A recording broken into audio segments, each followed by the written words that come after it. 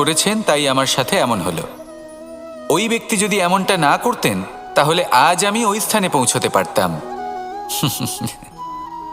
সবই আপনার দৃষ্টিভঙ্গির ওপর নির্ভরশীল, আর যদি আপনার দৃষ্টিভঙ্গি এমন হয় তাহলে তা অনুচিত। সত্যি কথা বলতে এই সংসারে ভিন্ন ভিন্ন ধরনের মানুষ আছে। এটা আপনার ওপর নির্ভর করছে কিভাবে তাদের স্বাগত জানাবেন।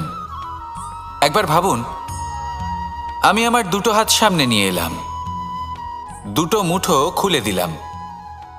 দুই প্রকারের মানুষ আসবেন, কিছু না কিছু দিয়ে যাবেন। এই মুঠো যদি আমি বন্ধ করে দিই তাহলে না কেউ আমাকে কিছু দিতে পারবে, না আমার কিছু যাবে আসবে।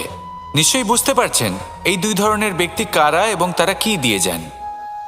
আমি যদি নিজের মুঠো খুলে দিই তাহলে কিছু ভালো মানুষ আসবেন, আমাকে আনন্দ, সন্তুষ্টি, জ্ঞান প্রদান করে যাবেন, ভালো অভিজ্ঞতা দিয়ে যাবেন। কোনো খারাপ ব্যক্তি যদি আসেন তাহলে